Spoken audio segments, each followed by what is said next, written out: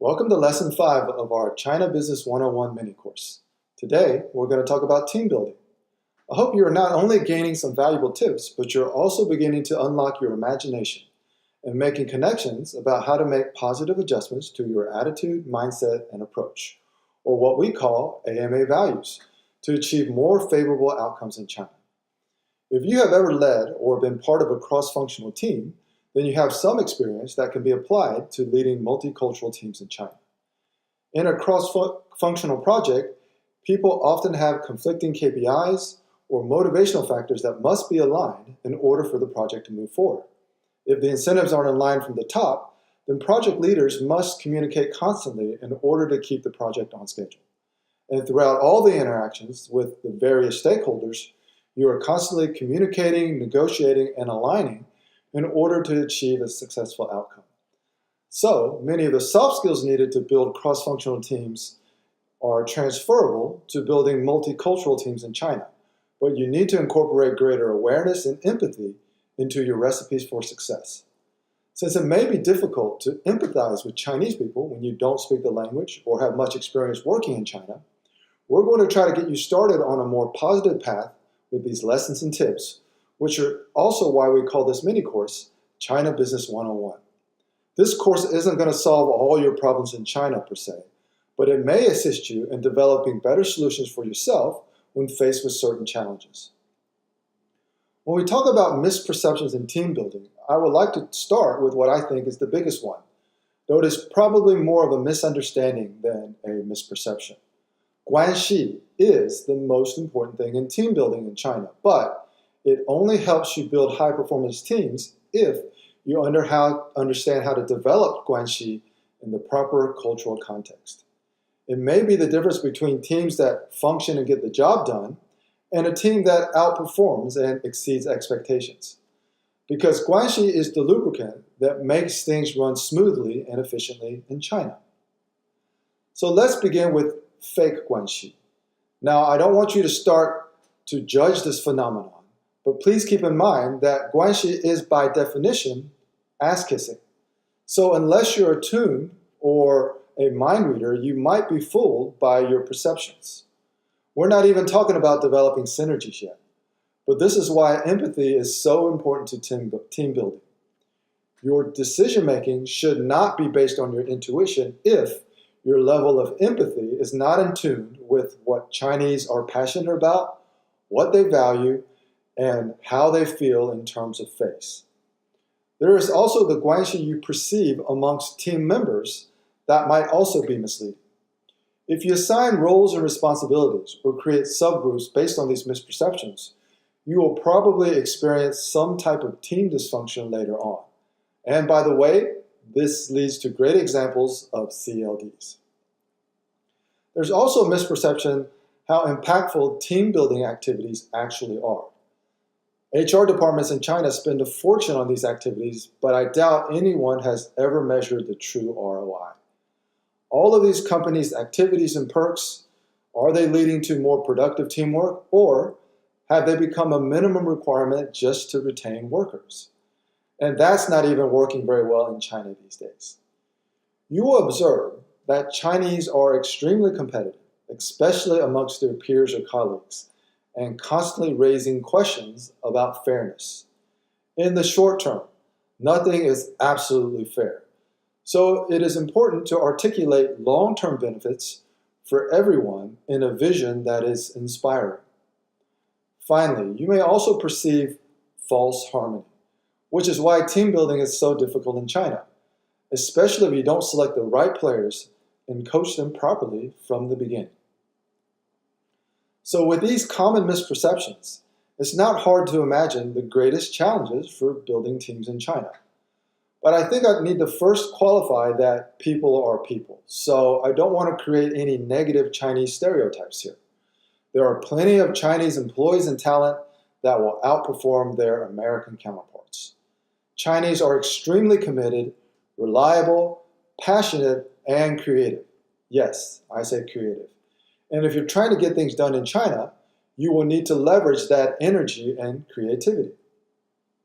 So, you need to discover who you can inspire and how to inspire them. When I was hosting events in Shanghai, I led a marketing team made up of 5 unpaid assistants. Many of them were interns, but we gave them all titles and business cards. They joined EME because they wanted the experience. They wanted my mentorship, and they believed passionately that they were receiving value beyond money. I had met many of them at my events, and I asked them to join EME when they expressed the right type of interest. And along the way, they learned to host events, promote events, work with venues, find sponsors, and create a great experience for our members. I grew EME meetup events in Shanghai organically to over 7,000 members and over 200 events hosted with basically a team of unpaid interns. When you are working with teams in China, it's also a challenge to find the right balance between empowering people and having flexibility, while maintaining a comfortable level of control. Culturally, Chinese are more comfortable with receiving orders because it is clear what you expect. They aren't comfortable with open-ended tasks where we might ask their American counterparts to just try your best. This statement really doesn't translate into the Chinese cultural context. So if you don't understand Chinese guanxi, you will also not fully comprehend Chinese lip service.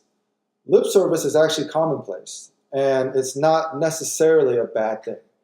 It's just a cultural norm for creating guanxi. Now, that's the positive view. The negative view is the possibility of subterfuge and sabotage. This is also quite common because of emotions, jealousy, and the inability to incentivize healthier behaviors. Team culture is something that leaders must create from the beginning, take responsibility for, and then maintain consistency throughout.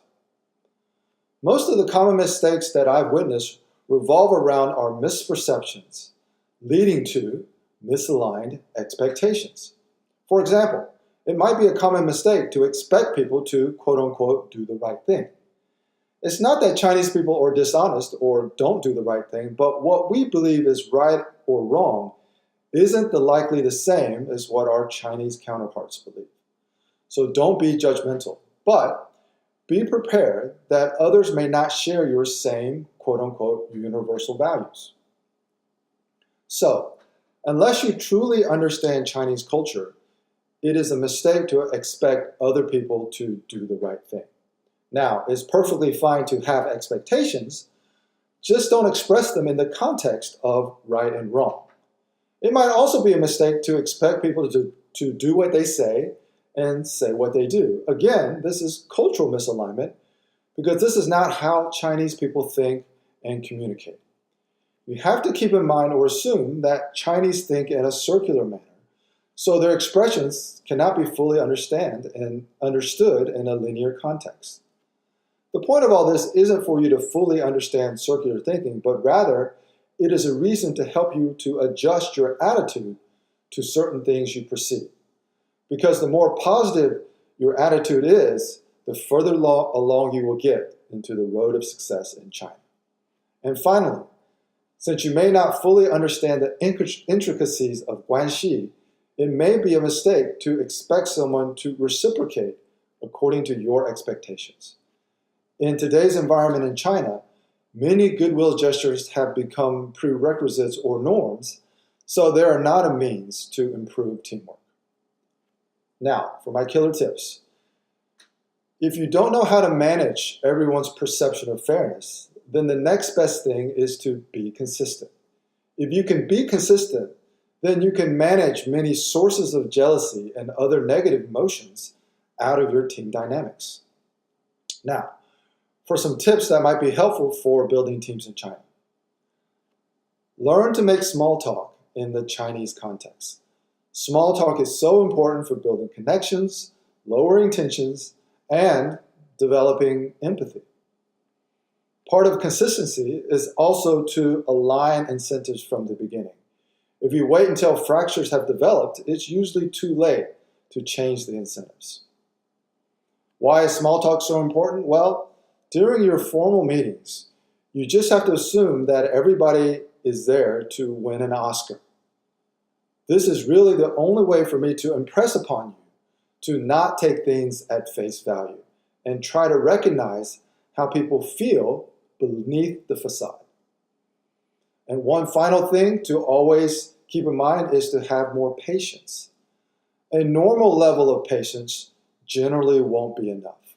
So always try to have more patience, especially with the processes and with your communications. Congratulations, you have finished the formal portion of the 5th lesson. I hope the audio quality has improved, and I hope you're beginning to understand that more favorable outcomes in China are controllable.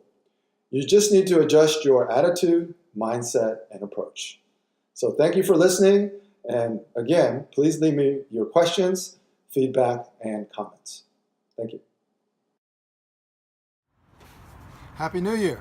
This is the video for Lesson 5, Team Building. As you can tell, I recorded the first 4 videos kind of all at once, and it's probably been a month since I recorded those. And a lot has changed. So we're now on Lesson 5. Hopefully the audio quality is improved. I'm making video lessons for the very first time, so I'm learning as I go. So as you can see, I've changed locations. For those of you on the East Coast, you can be envious. This is Southern California, so the weather is about 70 degrees today. It's January 5th, I think. So one of the updates that I want to give everybody is that I started a Facebook group called CLD Nation. So this is going to be a resource for everybody who is taking this course, but also people who are interested in kind of what we're trying to do and what are we trying to do. So at the intersection of developing 2 core foundational soft skills, empathy and self-awareness, we're applying those to doing business in China or achieving more favorable outcomes when you have interactions in a cross-cultural environment. So I hope everybody will join the CLD, which stands for China Leadership Dilemma. I hope everybody will join the Facebook group. There's not a lot of engagement now, but as we start building the community and we have more people taking this class and taking the follow-up lessons, then there'll be more engagement. So I can really be able to hear kind of what questions you have and what are the best ways to solve those questions. So I'm not going to just do what I did before, which is just talk randomly about team building. Instead, I'm going to answer a question that comes up quite a lot. And it doesn't just come up to me, but it comes up to a lot of other influencers and leaders as well. And that is, how do you develop empathy? So empathy is, so if any of you have heard of Gary Vaynerchuk or Gary V, he's probably one of the most influential people in social media and digital marketing these days. And he always talks about empathy as his North Star. So he talks about the environment in which he was raised, being an immigrant coming over from Russia, and having to hustle from a very early age. And he attributes all of his success to having empathy and self-awareness. But the interesting thing is, if you watch any of his videos, when people ask him, can he teach empathy or how to develop empathy, he always punts. So that's the vernacular that he uses. He punts because he always says that, I just know that empathy is important, but I don't know how to teach it. And so empathy and self-awareness isn't something that you can actually teach. It's also not something that you can quote unquote learn. Empathy and self-awareness is something that you develop over a process. So people who have different life experiences, and Gary Vee is a great example, he developed empathy based on his life experiences. Now, for me, I developed empathy also based on my life experiences. So I'm an American-born Chinese, what they call ABC, and I grew up in a very kind of conservative southern part of the United States, Atlanta, Georgia.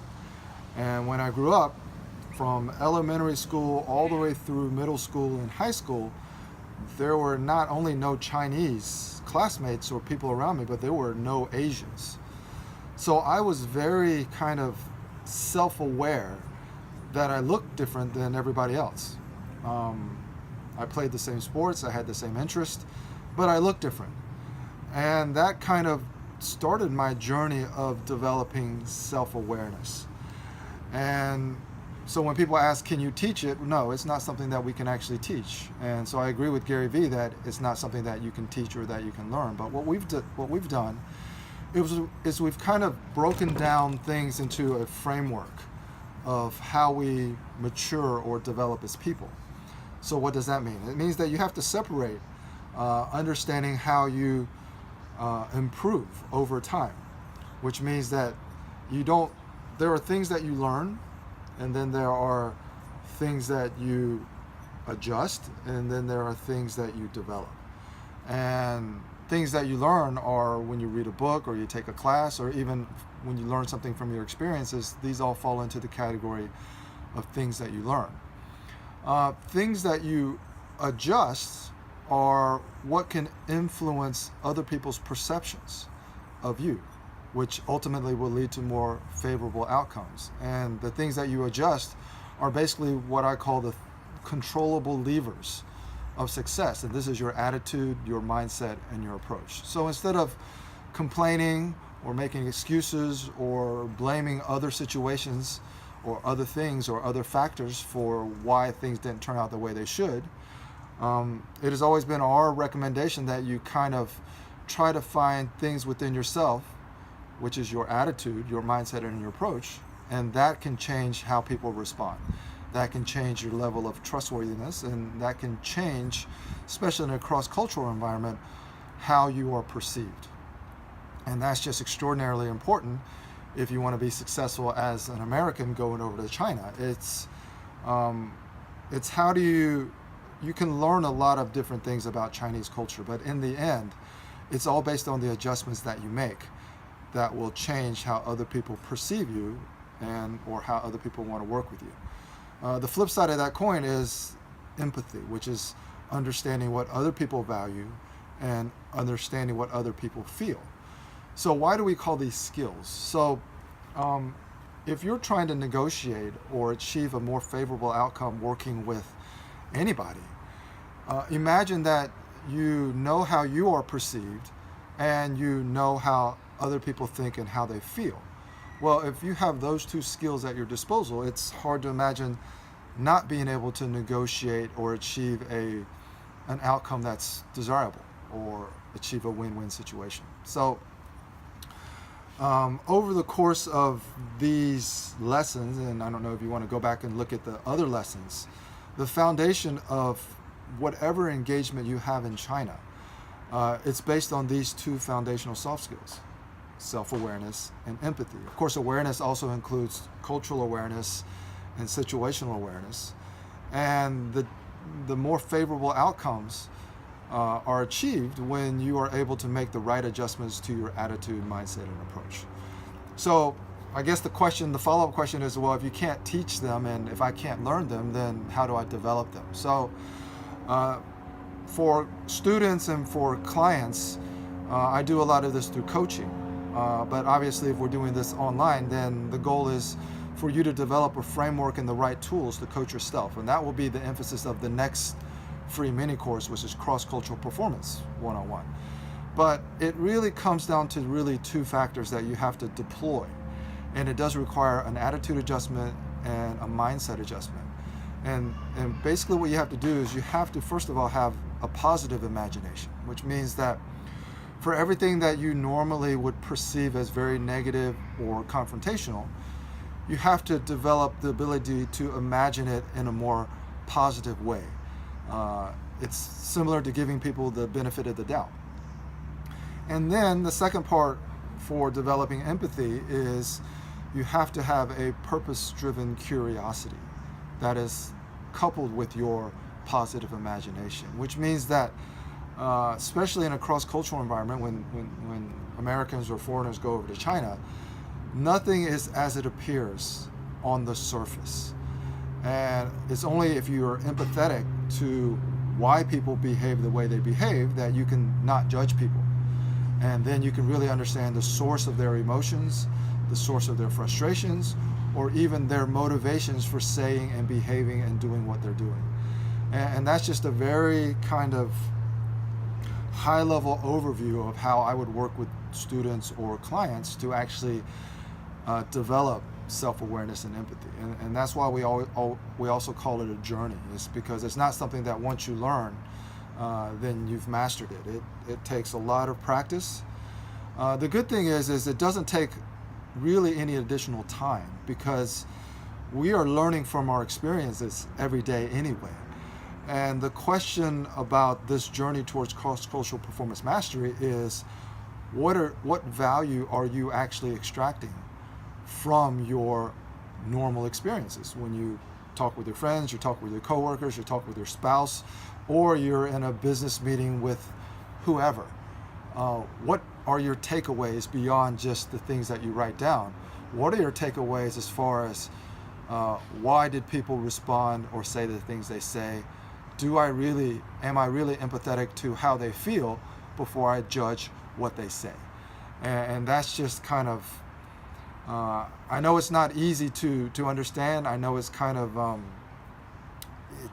it's not a specific process. It's a journey that requires training, but we believe that once you have the right framework, basically that's understanding how you mature and develop as a person, then developing self-awareness and empathy becomes natural. And once developing self-awareness and empathy become natural, then the habits and the perceptions that you want other people to have, especially in a cross-cultural situation, they also become natural. And that's how people become what we call just natural leaders. Okay, so yeah, so this brainstorm, like I said, the way that we develop these courses is just continuously evolving, because it's my first time, and I'm getting some feedback. I wish you guys would leave more feedback, but based on the feedback and the questions that you have, hopefully I'll start to try to address those just in these kind of short videos that follow the kind of more formal lessons. And then overall, you can tie all these pieces together and kind of develop your own roadmap to kind of what type of business leader you want to be, especially if you're going over to China or engaging in multicultural or cross-cultural communications or negotiations. Okay, thank you. So this is end of video lesson number 5, team building.